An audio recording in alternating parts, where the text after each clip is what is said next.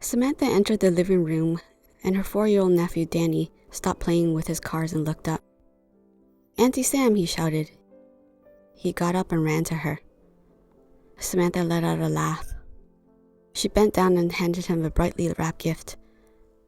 "I brought you something," she said. "It's a Thanksgiving Day present." She watched as the little boy opened his gift. His eyes widened with excitement when he discovered a new toy car. He was about to run off to play with it when his mother stopped him. "What do you say?" her sister Jan demanded. Danny did a U-turn and threw his arms around her. "Thank you, Auntie Sam. You're the best." Samantha closed her eyes and enjoyed the warm embrace. There was nothing like a genuine hug from a child. She didn't have any children, and spoiling her nephew was the closest thing to having her own child. Danny ran off when her sister approached her. "Is Justin not coming?" Jan asked, giving her a hug. "No," Samantha said, shaking her head. "He has to do a work report." Jan twisted her lips in disapproval, but Samantha chose to ignore the gesture. "It's all right," Samantha said brightly. "I'll just get to spend the weekend with my favorite nephew." She excused herself and joined Danny and raced cars with him. Afterward, he eagerly showed her how to play Minecraft and told her about his friends at school. Then after a full day of hanging out, he asked her to tuck him in at bedtime. "I love you, Auntie Sam," he told her as he closed his eyes. Her heart melted. He knew just what to say to her. "I love you too, Danny," she said. When Samantha was done tucking in her nephew, she came downstairs and found her mother sitting at the kitchen table, doing some crossword puzzles. "Where is everyone?" she asked. "They're in the TV room," her mother answered. Samantha started to head to the family room when she changed her mind and sat across from her mother. "Mom, do you think we made the right decision to not have any kids?"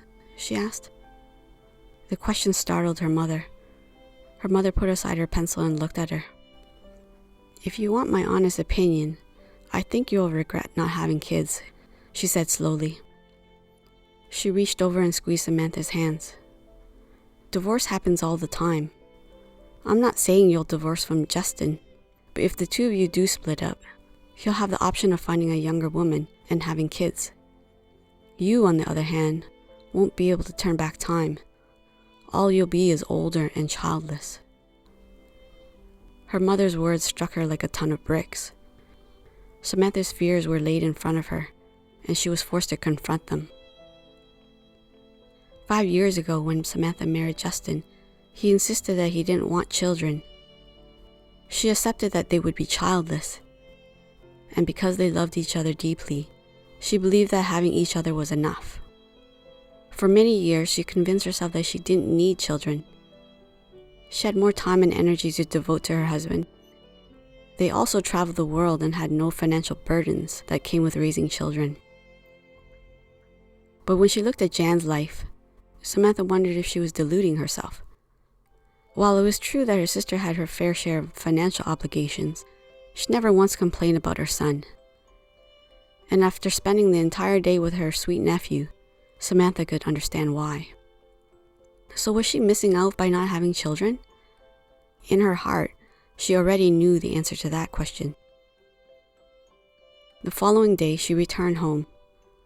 "You're home early," Justin said.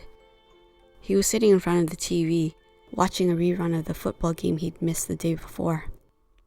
She went into the next room and waited until the game was finished. There was no point in speaking with him until then. When the game was done, Justin entered the living room, grumbling about the terrible defeat his team suffered. But Samantha was uninterested in hearing about the football game. She felt herself breaking into a cold sweat. Before she lost her courage, she blurted, "I want us to have a baby," she said, unable to keep the nervousness out of her voice. "What?" Justin demanded. "Why are you even bringing this up?" Samantha explained that her biological clock was ticking, and she wanted to have a child before it was too late. She listed other reasons why they should have a baby. "Are you crazy?" Justin yelled. His face was turning red, and he looked as if he was about to explode. "I already told you my position about kids." He began swearing and ranting about the state of the world and called her selfish in wanting to bring a child into this darkness. With each argument, he became more passionate and angry. Samantha was equally passionate about her stance and countered his arguments. But then Justin threw up his hands and stormed off to his home office. She knew he was stewing in there and it was his way of punishing her. But after thinking about having children for so many hours, she was even more convinced that her mother was right. If she didn't have a child, she would feel remorse for the rest of her life. Tears streamed down her face as she lay in bed. She loved her husband, but she also really wanted a baby. She had no idea how she was going to resolve this conflict, since all scenarios that played in her head ended badly. Hours later, Justin entered their bedroom. "I know you're still awake," he said.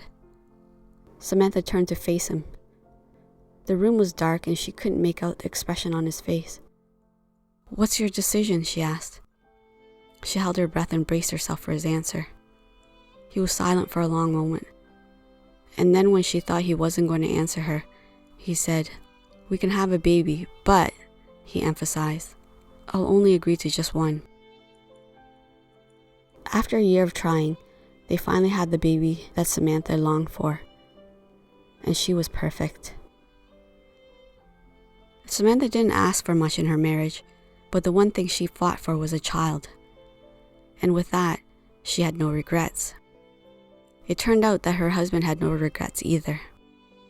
He thanked her for changing his mind and giving birth to their adorable little princess, who they loved with all their hearts. What did you guys think of the story? Please comment in the comment section below. I can't wait to read your answers and discussions. Thanks for watching. And don't forget to like and subscribe to get the latest stories to warm your heart. Until next time, bye.